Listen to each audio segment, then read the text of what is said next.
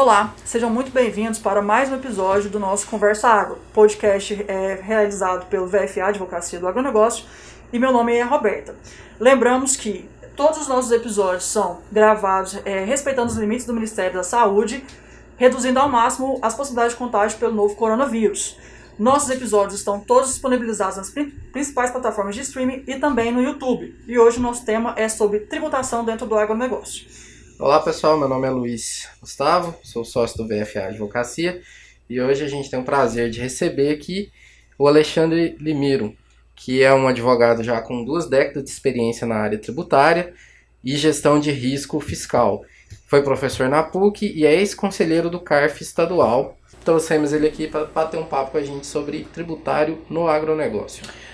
Olá, meu nome é Eduardo Assis, sou vice-presidente da Comissão Especial de Direito do Agronegócio daqui da OAB de Goiás.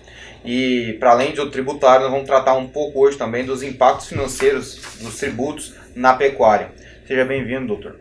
É um grande prazer estar aqui com esses membros do escritório e esse projeto super interessante, trazendo um tema de alerta que, se os produtores não prestarem atenção, poderão ter os seus prejuízos agravados. Mas, do contrário, poderão ter uma oportunidade de negócio. Bom, doutor, dentro do tributário aqui e dentro do agronegócio, a gente tem aí as atividades diversas, seja em relação à agricultura, mas a gente vai focar um pouquinho na pecuária, né, na produção de bovinos. A gente tem aí, dentro de uma previsão de responsabilidade financeira, algumas alternativas que o produtor pode se utilizar para ter um pouco mais de saúde financeira dentro da sua programação, né, da sua atividade. E nesse tema a gente traz hoje para discussão um pouquinho do ICMS e a sua incidência, a sua constitucionalização, né, se é possível ou não, como que isso acontece dentro do Estado e como que o produtor pode se regulamentar sobre esse tema, né, se tá certo, é legal, mas é constitucional ou não, enfim. A gente vai falar um pouquinho também sobre a importância, né, e sobre a finalidade que serve a GTA e o seu desmembramento em notas fiscais. E embora seja um assunto relativamente simples em termos legais, é um assunto que leva diretamente ao sucesso da produção do produtor, se bem conduzido. É isso mesmo, doutor? É exatamente isso. Hoje temos uma oportunidade em relação ao ICMS e a movimentação de gados, principalmente entre propriedades do mesmo produtor. Aproveitando a gente já alcançando mesmo o debate em si, vamos já começar as perguntas pela primeira, né? A primeira pergunta é, se há previsão ou não para tributação do ICMS no transporte interestadual de gado entre propriedades do mesmo produtor rural? E se sim, né, se essa previsão está alinhada com o determinado pela Constituição Federal, e bem como os tribunais, tanto goiano quanto federais, estão entendendo essa relação jurídica entre as partes. Bem, existe a previsão não só para essa operação de gados, geral, de todos. Mas ela ganha relevância quando nós tratamos do agro e da transferência de animais entre propriedades do mesmo produtor, porque existe a possibilidade dele estar fazendo uma busca e uma gestão de um mercado que tem um preço de arroba melhor. Então, nesse caso, o que a legislação tributária traz? Se você está pegando uma mercadoria, e o boi é uma mercadoria, e está movimentando essa mercadoria, ou seja, se você está circulando ela, você tem a incidência do ICMS. Só que aí entra uma diferença jurídica, porque a movimentação que a Constituição exige que tenha para poder cobrar o ICMS é uma movimentação, uma circulação, melhor dizendo, jurídica. Como é que é a circulação jurídica? Aquela que você troca de dono. Agora, no caso que a gente está aqui tratando, você está transferindo entre propriedades de uma mesma pessoa. Então, se eu pego, por exemplo, um dinheiro aqui e passo para o Dr. Luiz, está tendo a circulação jurídica. Mas se eu pego um dinheiro e tiro do meu bolso direito e passo para o meu bolso esquerdo, não é circulação jurídica, é uma circulação física. Circulação física não pode ensejar a cobrança de ICMS. Mas o fisco assim não entende. E muito também, né, doutor Eduardo, por uma questão protecionista, né, de olho na arrecadação. Porque se o gado aqui produzido sai do estado e vai ser vendido em outro, né, o estado de Goiás quer alguma coisa sobre isso. Mas existe uma diferença muito grande entre querer cobrar e poder cobrar tributo. E a Constituição exige, então, que haja essa circulação jurídica que não ocorre nesse exemplo que nós estamos aqui discutindo. Só antes de você passar para a próxima questão, só lembrando, doutor, que aqui essa pergunta foi para transações entre estados diferentes, né? Mas algumas regras em relação a transporte de bovinos entre mesmos produtores dentro do próprio estado, né? Isso, bem observado, doutora Roberta. Aqui dentro do estado, né, você tem a possibilidade, desde que observe a emissão de nota fiscal, né, todas as obrigações fiscais direitinho, ter uma isenção. Né? Acontece, às vezes, do produtor não observar isso e depois ser autuado. Então, se ele tiver esse controle, ele pode fazer essa movimentação dentro do estado tranquilamente, sem ter que questionar nada perante a Secretaria de Economia. Doutor, e assim, tendo em vista aqui dessa impossibilidade de tributação no exemplo proposto aqui, né, de transferência de gado entre propriedades do mesmo produtor rural, né, a gente poderia brincar aqui um pouquinho e tentar descobrir quanto de renda isso significa, né?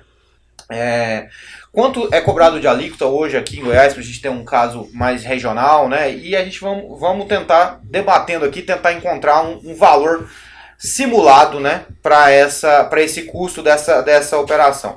Qual que é a alíquota hoje que está sendo cobrada aqui no nosso estado para esse transporte interestadual? 12%, doutor Eduardo, que é a alíquota cobrada de todos os estados, tirando Sul, Sudeste, né, e o Espírito Santo. O Espírito Santo e os demais estados, a alíquota, quando vai para outro estado, é 12%. Perfeito. É óbvio que a simulação que a gente vai fazer aqui é uma simulação que vai levar em conta só o valor do imposto que a gente está discutindo, não vai levar em conta os demais gastos que o produtor tem com essa operação de transporte, né, para deixar muito claro isso aqui. Perfeito. Vamos simular então, aqui na nossa hipótese, né, a gente está falando aqui de uma transferência de gado do estado A para o estado B, né? Eduardo, só antes de você começar a fazer essa simulação, eu acho que é importante, dentro da nossa simulação aqui e também para o ouvinte, detalhar quando é que isso acontece, por exemplo. Dentro de um planejamento do produtor, dentro de quantas propriedades ele tem, uma gama de possibilidades justificam o transporte de bovinos entre estados, certo? Pode haver aí uma atividade de engorda onde há terminação em outro estado. Pode existir que um produtor tenha a sua maternidade no estado e a sua recria em outro estado, né, as suas matrizes em outro estado. Pode acontecer, por exemplo, de você ter uma propriedade hoje em uma região, ter ficado lá durante anos, ter feito toda a sua genética lá, e agora adquirir uma propriedade em outro estado e quer levar essa genética para lá para não perder. Então, assim, uma gama de possibilidades dentro do ouvinte aí vai verificar qual que é a sua demanda, justifica a gente fazer essa simulação aqui para ver onde que esse tipo de preocupação, onde existe uma cobrança, mas que não é constitucional, pode, de fato, concretizar em produtividade para o produtor, né? No caso aqui, nós vamos simular a fase final, a terminação, né, Roberta?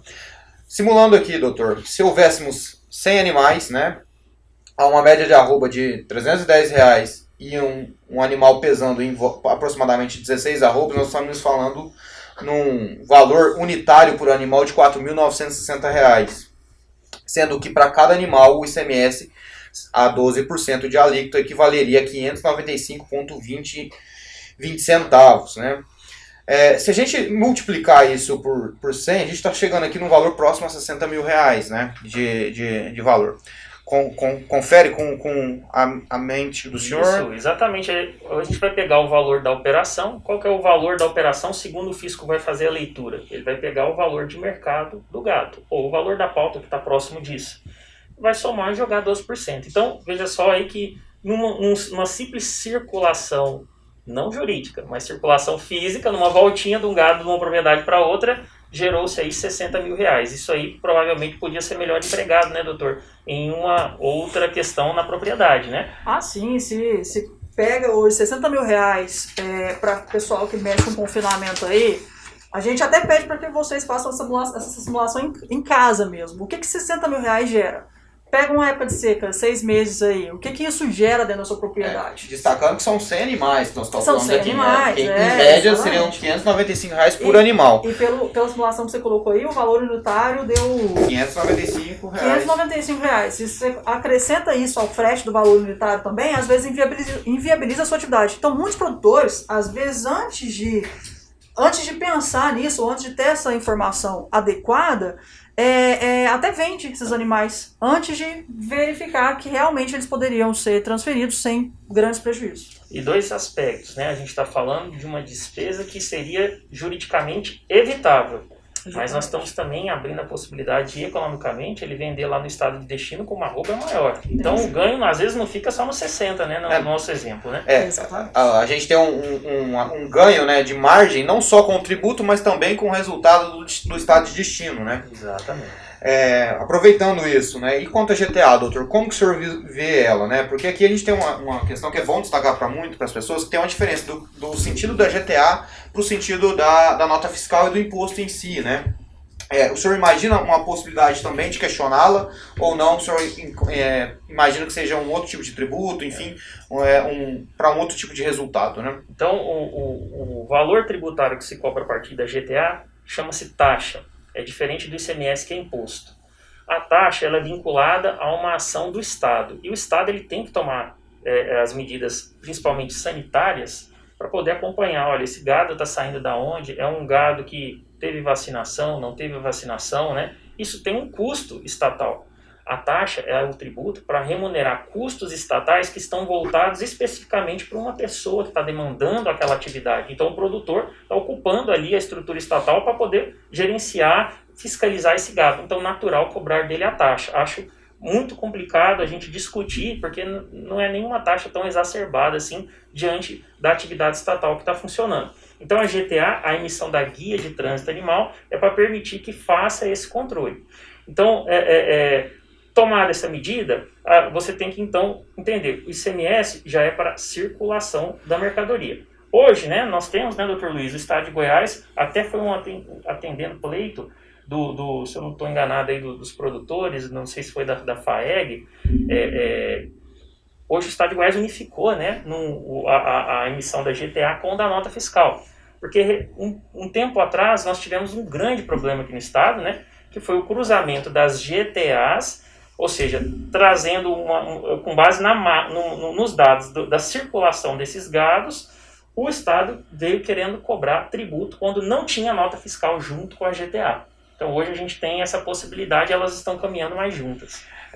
Trata-se de um poder de polícia, né, doutor, em última análise, né? É o Estado observando se a relação jurídica está pautada pela legalidade, quando a gente fala na GTA. Então se o gado está sanitariamente bem, se aquele produtor tem condições de fazer transferência, não está em período de vacinação, não está em algum outro período, a GTA vai ser utilizada para verificar esse tipo de sentido. Bem observado. Sim, e assim, a despeito do posicionamento do STF, do STJ, sobre a não incidência do ICMS, como a gente está discutindo aqui, o fisco estadual aqui, ele tem uma posição tanto quanto agressiva e ele costuma ignorar o posicionamento dos tribunais e autuar mesmo assim. Caso o produtor queira se antecipar a isso, já ele está com planejamento, ele precisa fazer aquele transporte ali, o que ele pode fazer? Qual que é a documentação que ele tem que angariar aí para questionar ou se antecipar de forma preventiva a uma autuação do fisco? Bem, ele pode estar comprovando, primeiramente, que a origem de onde está saindo o gado e o destino, necessariamente, ou é propriedade dele, ou é uma terra em que ele tem uma inscrição como produtor, né? Fazendo isso, vai mostrar que a movimentação do gado é entre propriedades ou entre estabelecimentos, melhor do termo mais correto, estabelecimentos rurais do mesmo titular. Bem, além disso, é importante para que o juiz aí muitas vezes não saia pela tangente, num caso, que haja alguma coisa concreta demonstrando que existe essa intenção, ou esse procedimento, ou esse histórico para trás, né, da movimentação do gado entre as propriedades. Feito isso, já está preparado toda a parte documental para ingressar no judiciário e poder pleitear, no caso aí, como existe uma urgência, né, uma liminar, que é o documento que vai acompanhar essa nota fiscal emitida, a nota fiscal sem destaque do imposto, se tiver a liminar, acompanhando esse trânsito.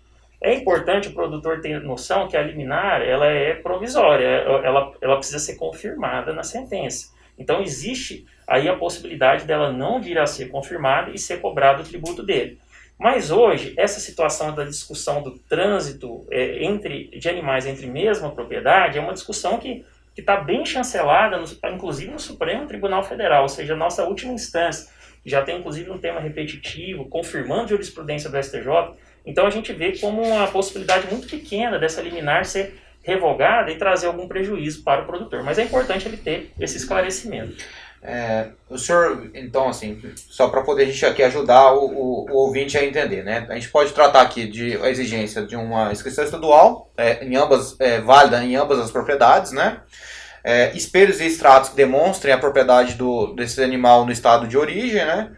E o senhor está recomendando também que possa existir uma simulação ou uma transferência que já ocorreu que tributou aquela propriedade. Confere, é isso mesmo? Exatamente. Né, esses documentos são suficientes para o juiz ter noção que, naquele caso ali, nós temos a transferência. E tendo a transferência, o juiz não vai estar dando uma decisão sobre uma lei em tese, mas sim sobre um problema concreto, que é o que é demandado no judiciário para ele poder manifestar. E doutor, tem como resolver isso de forma preventiva? Sim, o ideal é o preventivo, né? Se você já tiver efetuado essa transferência, né, você vai ter ou um problema de não ter emitido a nota fiscal e está sujeito a ser autuado num cruzamento entre, por exemplo, a GTA, né, e as notas fiscais, ou você vai ter emitido a nota fiscal e vai ter um tributo que vai ser cobrado. Né? E aí o seu trabalho dobra. Por quê? Porque se você não pagar aquele tributo, já vai vir uma multa em cima desse tributo declarado e não pago de 60%. Os valores começam a aumentar. Preventivamente é o ideal, porque você não tem exatamente o valor, tem a situação, o valor da causa fica menor, os riscos ficam menores também e o produtor consegue fazer isso com mais conforto. Ainda dentro desse contexto, doutor, o senhor visualiza algum problema se caso o produtor seja arrendatário ou parceiro agrícola, né, em alguma das propriedades ou nas duas propriedades, caso de fato ele não tenha a propriedade do imóvel, mas ele seja apenas o possuidor, né, aquela pessoa que tem contato ali com a atividade, sendo proprietário apenas dos animais?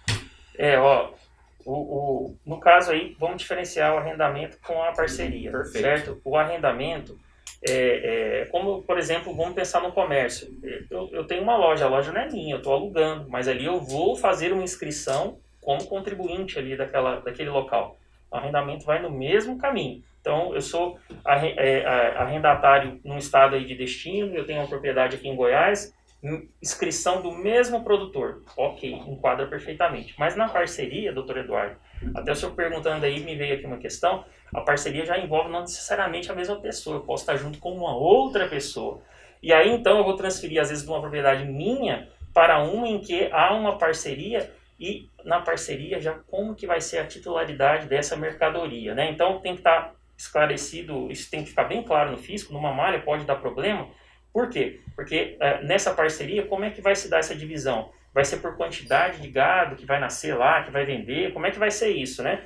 Tem que estar bem caracterizado que o gado saiu aqui da minha propriedade e foi para uma outra da minha propriedade, ou seja, não passou para a mão de ninguém. Porque se tiver passado para a mão de um terceiro, aí nós já temos a circulação jurídica também. E aí pode dar algum tipo de problema. Aí faz jus ao tributo, né? Então, isso. O contrato de parceria tem que estar muito claro de qual que é o poder e a atividade de cada um dos parceiros, para deixar claro que aquele parceiro que está transferindo o gado continua sendo, né, o proprietário do gado, né? Exatamente, perfeito. Já caminhando aqui para o final, caso o produtor verifique que ele tenha pago esse imposto aqui e a partir da nossa conversa ele tem a ideia de que pagou indevidamente, qual que é o mecanismo jurídico que ele tem para fazer esse questionamento e um eventual ressarcimento? E caso o produtor espere ser autuado para depois correr atrás, qual que seria o custo para ele de fazer esse questionamento posterior e o custo preventivo? Ok, então a primeira pergunta é se ele tiver pago ICMS numa operação de transferência entre mesma propriedade, contados da data do pagamento, ele tem 5 anos para poder pedir a restituição através da ação, que no caso ainda, como a Secretaria da Economia não incorporou a decisão do Supremo, ela está ainda nessa fase de adaptação, hoje ainda seria só judicial. Nós administrativamente não vejo ainda possibilidade de sucesso. Em breve, quem sabe isso aí não vai ser regulamentado. Bem, agora no segundo caso, se ele foi autuado, aí nós começamos a ter problema, porque, por exemplo, a multa padrão, né, por falta de recolhimento é 60%. Se ele não colocou isso na nota fiscal, a multa já é 100%, ou seja, os valores dobram. E aqui no nosso estado de Goiás, nós estamos num estado que as custas judiciais são muito caras. né? Então, dependendo do volume, isso aí vai gerar um risco e despesas que são desnecessárias. Então, a recomendação aqui, produtor, é vá preventivamente, antes da sua operação que você está desenhando começar a ser executada, entre com essa ação. As possibilidades de ganho são boas e a sua economia será excelente. A gente verifica então que o risco-retorno, né, de fazer a questão preventivamente é muito positivo, né, porque a gente diminui também a taxa judicial do questionamento perante o judiciário. Bom, nós vamos chegando ao final aqui, mais um episódio muito esclarecedor com a ilustre presença do Dr. Alexandre. E assim, eu acho que o que fica aqui é que um planejamento financeiro, ele passa por vários fatores. Não só de produtividade, mas inclusive de entender a importância daquilo que se paga. Aqui a gente falou de um tributo, de um imposto, onde você pode correr para que você não pague por ele, porque de fato não é constitucional. E também falamos de uma taxa de GTA, que ela tem uma importância não só para o Estado, ela tem importância para a própria funcionalidade da pecuária, porque a partir do momento que você paga por uma GTA, você está tendo a certeza como comprador ou como vendedor que aquele rebanho que você está vendendo ou comprando está dentro das exigências sanitárias do Estado. A gente já teve problemas aí, por exemplo, com a fitosa, que hoje em dia a gente já não tem. Então, essa diferença, eu acho, de imposto, de taxa, e qual que é a utilidade de cada uma, e o que você realmente pode esperar por ela, é essencial. Então, uma vez mais, doutor, muito obrigado, foi muito esclarecedor, e foi um prazer tê-lo aqui. Prazer é nosso e até uma próxima oportunidade. Estou à disposição. Conto com a presença de vocês no próximo episódio do podcast. Nos sigam nas nossas mídias sociais e até a próxima. Quero agradecer a todos e agradecer especialmente ao Dr. Alexandre por ter aceito o nosso convite. Quero dizer que é um tema, às vezes, um pouco salgado para os produtores rurais, de entender a complexidade desses tributos, e te agradeço muito pela forma como se comunicou, que eu acho que foi muito fácil para que todos compreendam como e onde alcançar a possibilidade desse direito. Obrigado, doutor.